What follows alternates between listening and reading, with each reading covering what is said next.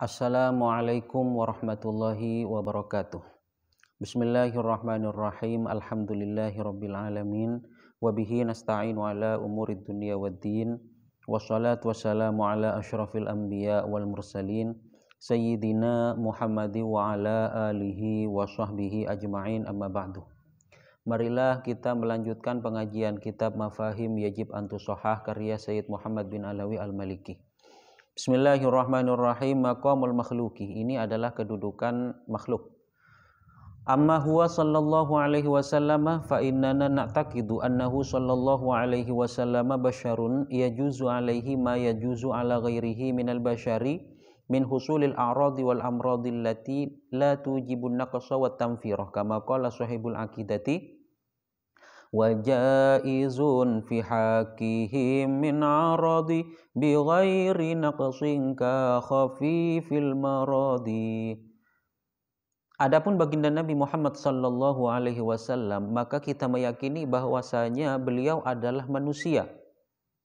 Apa-apa yang bisa terjadi terhadap manusia-manusia yang lain selain baginda Nabi juga bisa terjadi terhadap baginda Nabi Muhammad sallallahu alaihi wasallam, seperti terjadinya sifat-sifat kemanusiaan dan penyakit-penyakit yang tidak menyebabkan kekurangan dan tidak menyebabkan manusia-manusia yang lain lari daripada baginda Nabi Muhammad sallallahu alaihi wasallam karena adanya penyakit tersebut.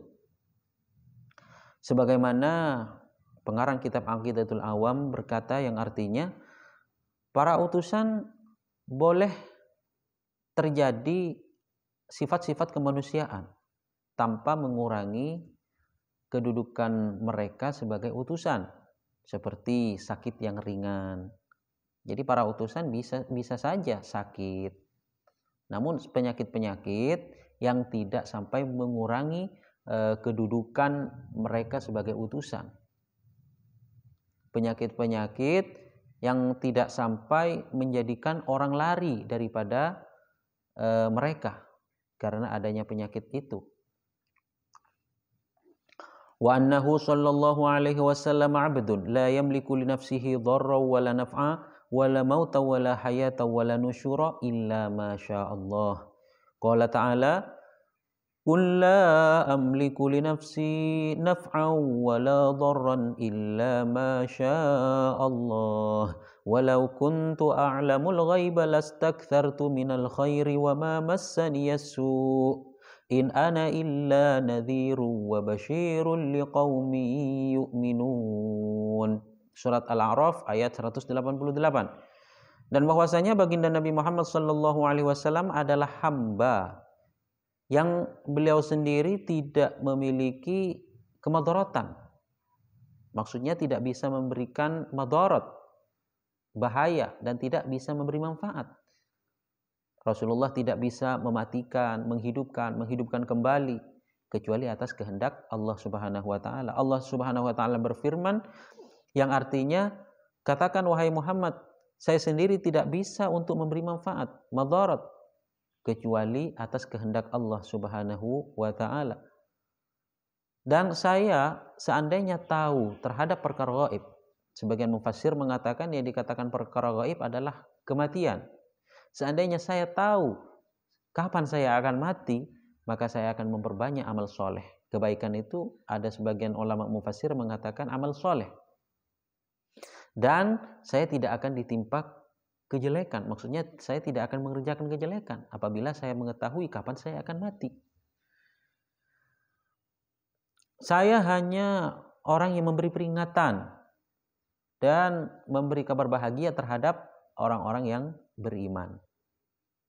Wa annahu sallallahu alaihi wasallam qad adda ar-risalah wa ballagha al-amanah wa nasaha al-ummah wa kashafa al-ghummah wa jahada fi sabilillahi hatta atahu al-yaqin fantaqala ila jiwari rabbih radiyam mardiyah kama qala ta'ala innaka mayyitun wa innahum mayyitun. Az-Zumar ayat 30.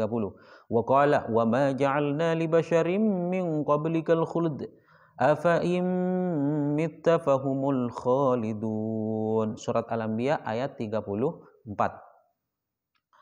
Dan bahwasanya baginda Nabi Muhammad sallallahu alaihi wasallam telah menunaikan tugas kerasulan. Beliau telah menyampaikan tanggung jawab amanahnya. Dan beliau menasihati umat, menghilangkan kesusahan, berjuang di jalan Allah Subhanahu wa taala sampai beliau wafat. Kemudian Rasulullah sallallahu alaihi wasallam menghadap Allah Subhanahu wa taala dalam keadaan ridha dan diridhai. Allah Subhanahu wa taala berfirman, "Engkau Muhammad akan meninggal dunia dan mereka orang-orang yang mendustakan baginda Nabi ataupun orang yang beriman terhadap baginda Nabi juga akan meninggal dunia." Allah Subhanahu wa taala juga berfirman yang artinya, "Saya tidak menjadikan kekekalan terhadap manusia sebelum engkau Muhammad." Jadi manusia-manusia sebelum baginda Nabi meninggal dunia. Maka apakah kalau engkau mati kemudian mereka tidak mati? Mereka kekal? Ya tidak mungkin. Rasulullah wafat, maka mereka orang-orang kafir, orang-orang yang mendustakan baginda Nabi juga akan mati. Orang-orang yang beriman juga akan meninggal dunia. Jadi semua manusia akan mati, akan meninggal dunia.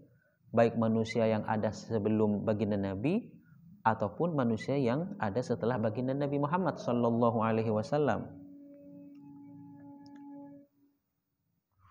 Wal ubudiyatu hiya asyrafu sifatihi sallallahu alaihi wasallam walidzalika fa innahu yaftakhiru biha wa yaqulu innama ana 'abdun wa wasafahu Allahu biha fi a'la maqamin haitsu qala subhanalladzi asra bi 'abdihi. Surat Al-Isra ayat 1. Wa qala wa annahu lamma qama 'abdullahi yad'uhu kadu yakununa 'alaihi libada. Surat Al-Jin ayat 19. Sifat ubudiyah, yakni penghambaan kepada Allah, adalah merupakan sifat-sifat baginda Nabi yang paling mulia. Oleh karena itu Rasulullah sallallahu alaihi wasallam berbangga dengan sifat penghambaan ini. Dan beliau bersabda, "Innama ana abdun." Saya hanya hamba. Saya hanya hamba Allah. Dan bahkan Allah Subhanahu wa taala mensifati Rasulullah sallallahu alaihi wasallam dengan sifat hamba di dalam pangkat yang paling tinggi, di dalam kedudukan yang paling tinggi. Ketika Allah Subhanahu wa taala berfirman, "Subhanalladzi asra bi 'abdihi." Maha suci zat yang telah memperjalankan hambanya. Rasulullah diangkat derajatnya dengan cara Rasulullah sallallahu alaihi wasallam disuruh untuk berjalan di waktu malam mulai dari Masjidil Haram sampai Masjidil Aqsa, kemudian diangkat ke atas langit, yang mana itu adalah merupakan derajat yang tinggi bagi baginda Nabi Muhammad sallallahu alaihi wasallam. Dan pada saat itu Allah Subhanahu wa taala menyebut Rasulullah sebagai abd. Subhanalladzi asra bi 'abdihi. Bukan bi Muhammadin tapi bi 'abdihi. Jadi abd itu sifat yang diberikan Allah Subhanahu wa taala kepada baginda Nabi di waktu Rasulullah sallallahu alaihi wasallam Isra Mi'raj. Yang mana Isra Mi'raj itu adalah merupakan pangkat yang paling tinggi bagi baginda Nabi Muhammad sallallahu alaihi wasallam. Allah Subhanahu wa taala juga berfirman yang artinya bahwasanya ketika Abdullah, hamba Allah, siapa itu? Yaitu Rasulullah sallallahu alaihi wasallam. Ketika beliau beribadah kepada Allah, maka para jin mengelilingi Rasulullah sallallahu alaihi wasallam seraya berdesak-desakan untuk mendengarkan lantunan ayat-ayat Al-Quran yang dilantunkan oleh Rasulullah Sallallahu Alaihi Wasallam. Wal bashariyatu hiya ainu ijazihi fa huwa basharun min jinsil bashari lakinnahu mutamayyizun anhum bima yalhaquhu bihi bima la yalhaquhu bihi ahadun minhum aw yusawihi kama qala sallallahu alaihi wasallam an nafsihi fil hadithi sahih inni lastu kahayatikum inni abitu 'inda rabbi yut'imuni wa yasqini. Sifat kemanusiaan merupakan hal yang ajaib yang bisa mengalahkan terhadap yang lain. Maksudnya ini merupakan mukjizat, merupakan keanehan. Baginda Nabi itu adalah sebagai manusia ini adalah merupakan keanehan tersendiri. Beliau itu adalah manusia dari jenis manusia, akan tetapi beliau beda daripada manusia-manusia yang lain. Yang membedakannya adalah sesuatu yang tidak bisa dicapai oleh siapapun dari golongan manusia atau bahkan sama dengan baginda Nabi. Sebagaimana Rasulullah Sallallahu Alaihi Wasallam bersabda tentang dirinya sendiri di dalam hadis sahih yang artinya, saya tidak seperti kalian. Saya berpuasa, namun Allah Subhanahu wa taala yang memberi saya makanan dan minuman. Rasulullah melarang puasa wisol, yaitu menyambung 2 hari berpuasa tanpa berbuka. Kan biasanya orang berpuasa itu 1 hari, yaitu ketika terbit fajar yang kedua, fajar shodiq, yaitu ketika subuh, itu adalah permulaan dari puasa, dari ibadah puasa, dan kemudian diakhiri dengan terbenamnya matahari di hari itu. Nah, kalau kemudian seseorang berpuasa 1 hari tidak makan, kemudian keesokan harinya juga tidak makan. Di hari yang pertama tidak makan, tidak berbuka, kemudian di hari yang kedua baru berbuka puasa. Maka itu namanya wisol. Maka itu hukumnya haram bagi umat Rasulullah Sallallahu Alaihi Wasallam. Tapi untuk baginda Nabi tidak haram. Tidak ada larangan dari Allah Subhanahu Wa Taala terhadap baginda Nabi. Ini adalah khususiyah, adalah keistimewaan yang membedakan beliau dari manusia-manusia yang lain. Kenapa Rasulullah bisa puasa wisol, menyambung puasa 2 hari? Kenapa? Karena Rasulullah Shallallahu Alaihi Wasallam tidak sama dengan manusia-manusia yang lain. Inni lastu kahayatikum, inni abitu 'inda rabbi yut'imuni wa yaskini. Jadi beliau adalah manusia, ini adalah sebuah keanehan, adalah sebuah keajaiban, adalah sebuah mukjizat yang diberikan oleh Allah Subhanahu wa taala kepada beliau. Karena beliau sebagai manusia mempunyai mumayyizat, mempunyai keistimewaan tersendiri yang tidak dimiliki oleh orang lain, tidak digapai oleh orang lain. Bahkan tidak ada yang menyamai beliau.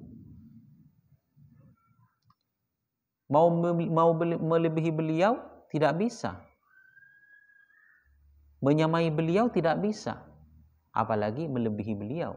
Tidak mungkin bisa. Wa bihadza dhahara anna wasfahu sallallahu alaihi wasallam bil bashariyah yajibu ay yaqtarina bima yumayyizuhu an ammatil bashari min dzikri khasaisihil faridah wa manakibihil hamidah. وهذا ليس خاصا به صلى الله عليه وسلم بل هو عام في حق جميع رسل الله سبحانه وتعالى لتكون نظرتنا إليهم لائقة بمقامهم وذلك لأن ملاحظة البشرية العادية المجردة فيهم دون غيرها هي نظرة جاهلية شركية Wa fil Qur'ani syawahidu katsiratun ala dzalika famin dzalika qawlu qaumi Nuhin fi haqqihi fima hakahu Allahu anhum idh qala faqala al mala'u alladhina kafaru min qaumihi ma naraka illa basyaram mithlana. Surat Hud ayat 27. Wa min dzalika qawlu qaumi Musa wa Harun fi haqqihima fima hakahu Allahu anhum idh qala faqalu anu'minu li basyaraini mithlina wa qaumuhuma lana 'abidun. Surat Al-Mu'minun ayat 47. Wa min dzalika qawlu Tsamud li nabiyyihim Shalih fima hakahu Allahu anhum biqaulihi ma anta illa basyarum mithluna fa'ti bi ayatin in kunta minas shadiqin. Surat Asy-Syu'ara ayat 154. Wa min dzalika qawlu ashabil aikati li nabiyyihim Syu'aib fima hakahu Allahu anhum biqaulihi qalu innama anta minal musahharin wa ma anta illa basyarum mithluna wa inna dhunnuka laminal kadhibin. Surat Asy-Syu'ara ayat 186. Wa min dzalika qaulul musyrikin fi haqqi sayyidina Muhammadin sallallahu alaihi wasallam wa qad ra'awhu bi'ainil basyariyatil mujarradati fi ma hakahu Allahu anhum biqaulihi wa qalu ma li hadzal rasuli ya'kulu at-ta'ama wa yamshi fil aswaq. Surat Al-Furqan ayat 7. Wa laqad tahaddatsa Rasulullah sallallahu alaihi wasallam an nafsihi hadits sidqi bima akramahullahu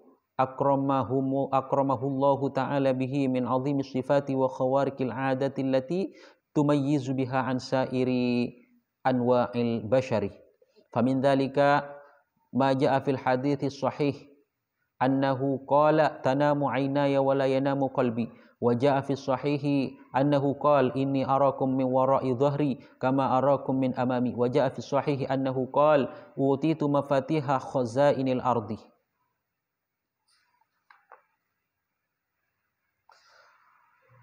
Dengan adanya keterangan tadi bahwasanya Rasulullah Sallallahu Alaihi Wasallam adalah manusia, namun tidak sama dengan manusia yang lain. Muhammadun basyarun walakin la kal basyari bal huwa kal yaquti bainal ahjari.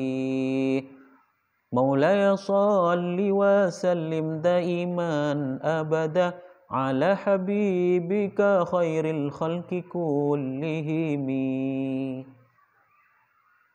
Muhammadun basyarun walakin la kal basyari. Baginda Nabi Muhammad itu adalah manusia, namun tidak sama dengan manusia-manusia pada umumnya. Bal huwa kal yakut bainal ahjari. Akan tetapi Rasulullah sallallahu alaihi wasallam seperti yakut yang ada di antara bebatuan-bebatuan yang lain. Bebatuan-bebatuan yang biasa, batu-batu yang biasa. Jadi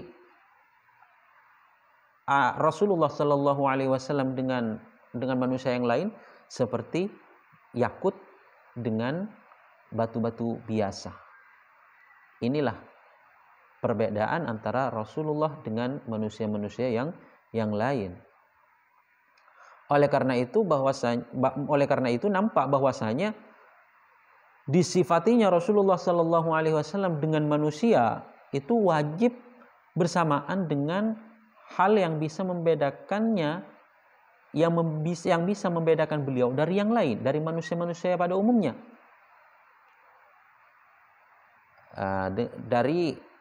Seperti menyebut keistimewaan baginda Nabi yang memang hanya dimiliki oleh baginda Nabi. Dan jejak langkah Rasulullah Sallallahu Alaihi Wasallam yang terpuji. Hal ini tidak hanya khusus terhadap baginda Nabi, akan tetapi umum terhadap semua para utusan Allah Subhanahu Wa Taala. Agar pemikiran kita terhadap para utusan layak terhadap kedudukan mereka sebagai para utusan. Karena apabila kita hanya memandang terhadap kemanusiaannya yang biasa saja tanpa memandang yang lain, maka itu adalah pandangan orang jahiliyah yang musyrik. Dalam Al-Quran ada banyak dalil tentang masalah itu, tentang pandangan orang jahiliyah terhadap nabi-nabi mereka.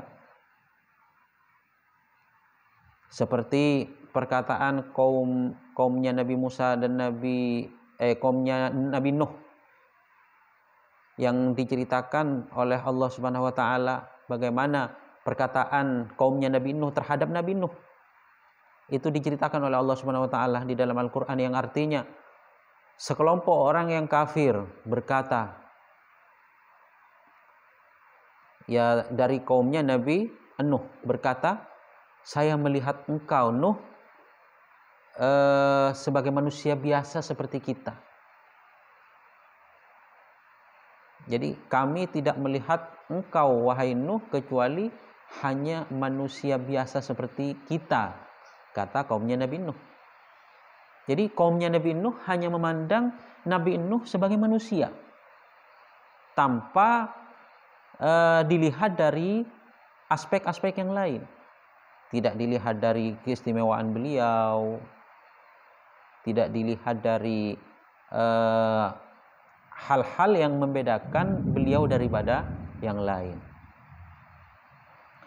Begitu juga perkataan kaum Samud, kaumnya Nabi Musa dan Nabi Harun terhadap Nabi Musa dan Nabi Harun. Ini juga diceritakan oleh Allah Subhanahu wa taala, yang artinya mereka kaum Nabi Musa dan Nabi Harun berkata, apakah kami beriman kepada dua manusia seperti kita, sedangkan kaum mereka berdua menyembah terhadapku, kata kaumnya Nabi Musa dan Nabi Harun. Jadi kaumnya Nabi Musa dan Nabi Harun juga memandang Nabi Musa dan Nabi Harun sebagai manusia biasa. Wa min dzalika qaulu Tsamud li nabiyihim, juga kaumnya Nabi Saleh, yaitu kaum Samud, juga berkata kepada Nabi Saleh, yang diceritakan oleh Allah Subhanahu wa taala, yang artinya engkau Saleh hanyalah manusia biasa seperti kita, maka datangkanlah tanda apabila engkau memang termasuk orang-orang yang benar. Begitu juga perkataan Ashabul Aikah kepada nabi mereka, yaitu Nabi Syuaib, yang mana diceritakan oleh Allah Subhanahu wa taala dengan firman-Nya yang artinya, kamu Nabi Syuaib adalah ahli sihir. Kamu itu hanya manusia biasa seperti kita, dan kami menyangka kamu adalah orang-orang yang bohong. Juga perkataan orang musyrik terhadap baginda Nabi Muhammad SAW, yang mana orang musyrik melihat baginda Nabi dengan penglihatan manusia saja,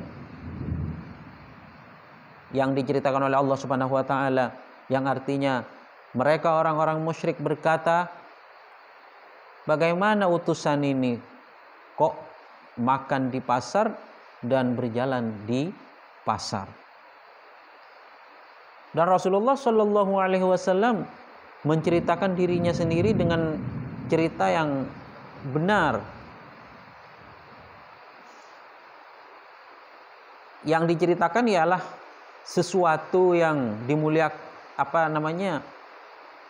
yang diberikan kemuliaan oleh Allah Subhanahu wa taala terhadap baginda Nabi dengan sifat-sifat yang agung, dengan kejadian-kejadian yang luar biasa, yang bisa membedakan beliau dari manusia-manusia yang lain. Itu diceritakan oleh Rasulullah sallallahu alaihi wasallam. Kemuliaan-kemuliaan yang diberikan Allah Subhanahu wa taala terhadap baginda Nabi, oleh baginda Nabi diceritakan. Contohnya seperti yang ada di dalam hadis sahih, bahwasanya baginda Nabi bersabda, dua mata saya tidur, namun hati saya tidak tidur.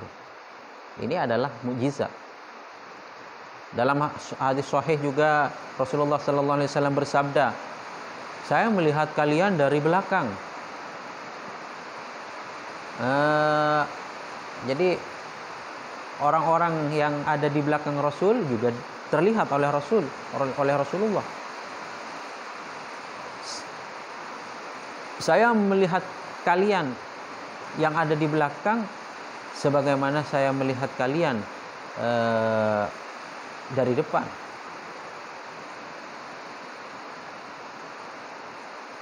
Saya bisa melihat kalian dari belakang sebagaimana saya juga melihat kalian dari depan. Ini adalah mukjizat yang diceritakan langsung oleh Rasulullah sallallahu alaihi wasallam. Juga Rasulullah sallallahu alaihi wasallam bersabda dalam hadis sahih, saya diberi kunci-kunci gudang bumi. Mungkin itu saja dulu yang dapat kami sampaikan karena kondisi hujan, mungkin suaranya nanti tidak jelas. Jadi intinya Rasulullah sallallahu alaihi wasallam memang makhluk. Akan tetapi meskipun beliau adalah makhluk, kedudukan beliau adalah makhluk, bukan khalik, tapi Rasulullah sallallahu alaihi wasallam mempunyai keistimewaan yang membedakan beliau daripada manusia-manusia yang lain.